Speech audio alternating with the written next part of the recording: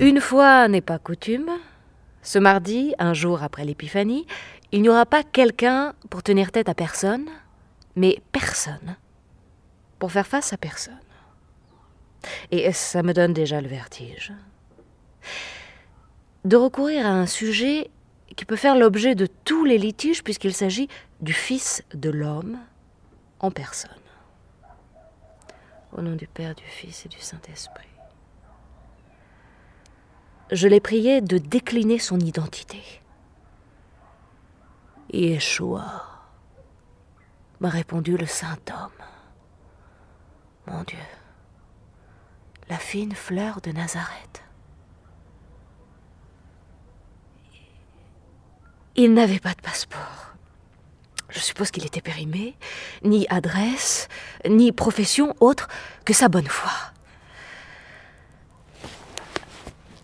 Je lui ai demandé où il se situerait aujourd'hui sur l'échiquier politique. Serait-il de gauche ou de droite? Conservateur ou progressiste? Humaniste ou nihiliste?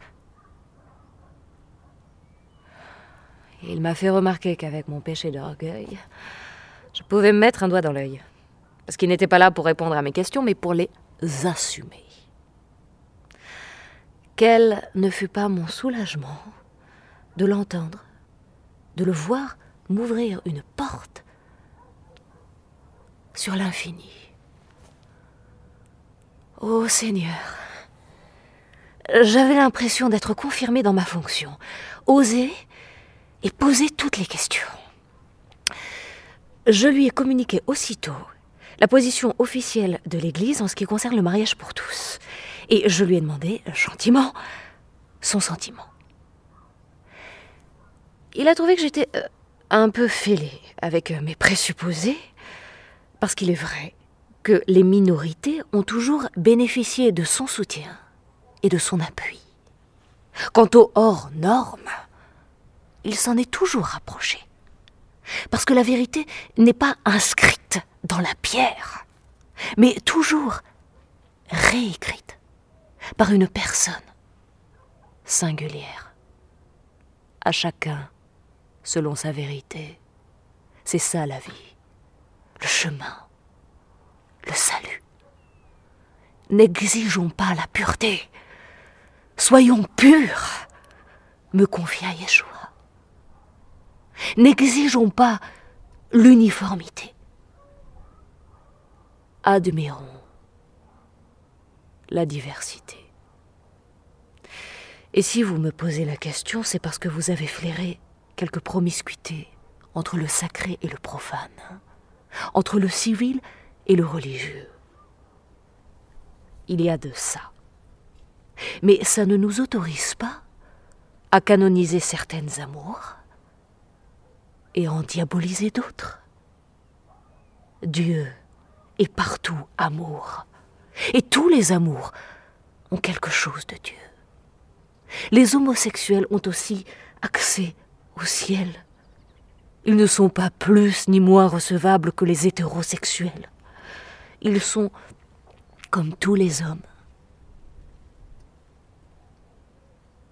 Ils ont besoin d'amour, besoin de l'affirmer, besoin de le confirmer. Où est le mal? Respect pour le profane, respect, c'est ça le sacré.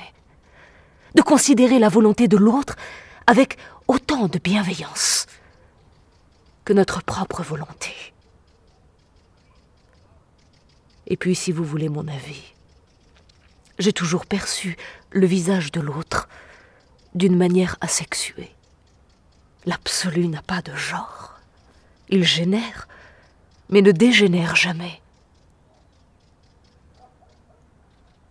Et puis il paraît que certains s'apprêtent à manifester le jour du Seigneur. Pour qui?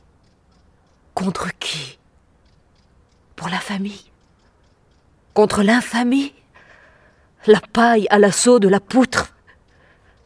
La lettre a toujours prévalu sur l'esprit. C'est ça l'hérésie. D'être plus royaliste que le roi. Aimer, c'est laisser être l'amour avec tous ses contours. J'ai été raillée et tiraillée parce que j'ai osé soutenir que l'amour du prochain doit englober jusqu'à l'amour du plus lointain. Et là, vous me redonnez l'occasion d'adresser de nouveau un appel au respect d'autrui, qui ne doit souffrir aucune restriction. Car, je vous le dis en vérité, la vérité est vaine dès qu'on cherche à l'imposer.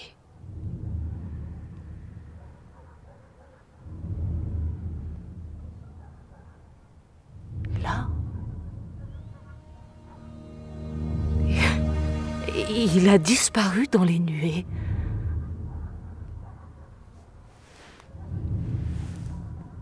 Yeshua ?